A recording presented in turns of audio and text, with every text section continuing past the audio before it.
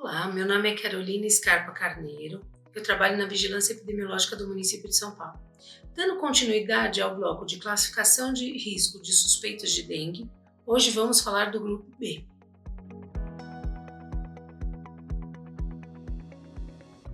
A gente tem uma avaliação clínica e de anamnese prévia para a gente determinar qual é a classificação de risco desse paciente suspeito de dengue, conforme a gente já viu em outra aula. A classificação de dengue grupo B, ele é uma prioridade não urgente de atendimento. Esse paciente precisa estar assistido, ele precisa ser atendido rápido, mas ele não é urgente. Ele pode apresentar prova do laço positiva, sangramentos positivos, ele pode apresentar sangramento ativo, pode estar na faixa etária menor do que 2 anos e acima de 65 anos e apresentar comorbidades. Esse paciente não pode apresentar sinais de alerta e não pode apresentar sinais de choque. Nesse paciente é importante a gente perceber, ele apresenta comorbidade, ela está compensada, ele está conseguindo fazer as medicações conforme preconizado pelo médico. Idosos acima de 65 anos, eles podem não apresentar febre, eles podem evoluir para hospitalização e desidratação de forma muito rápida, então a gente precisa monitorar esses pacientes mais de perto.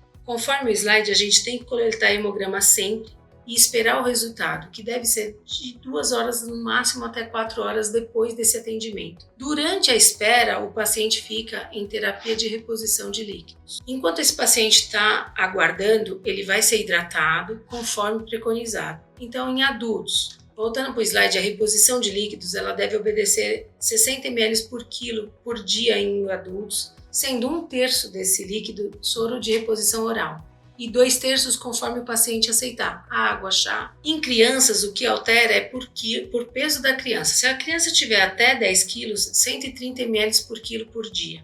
De 10 a 20 quilos, a gente recomenda 100 ml por quilo por dia.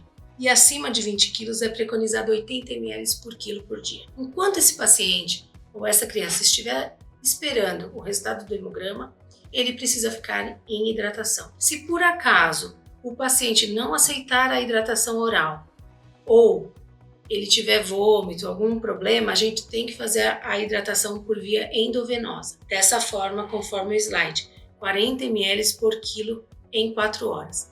Outros exames específicos de dengue não precisam ser realizados nesse momento. Com o resultado do hemograma nas mãos, a gente vê o hematócrito desse paciente. Se o hematócrito estiver normal, ele pode ser orientado a ficar em casa, se hidratar, voltar qualquer aparecimento de sintomas, de piora dos sintomas, em que ele retorna 48 horas após a febre ter cessado. No caso de hematócrito aumentado, isso é, conforme o slide, crianças acima de 42%, mulheres hematócrito acima de 44% e homens hematócrito acima de 50%, esse paciente ele tem que ser mantido em observação e ele tem que refazer a hidratação.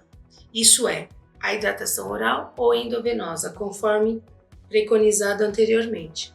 40 ml por quilo em 4 horas. Feita essa reposição volêmica, você repete o hemograma para ver o hematócrito. Se por acaso o hematócrito se mantiver baixo ou tiver queda de plaquetas, esse paciente tem que ser reclassificado como grupo C e seguir a conduta desse grupo. Todo paciente suspeito de dengue deve receber o cartão de arbovirose. Isso é um cartão que faz o acompanhamento desse paciente enquanto ele tem a doença ou enquanto ele tem a suspeita da doença. A dengue tem uma evolução rápida, então monitorar esse paciente enquanto ele passa nos diversos serviços é muito importante para a gente controlar isso, se ele está melhorando ou piorando seus sintomas.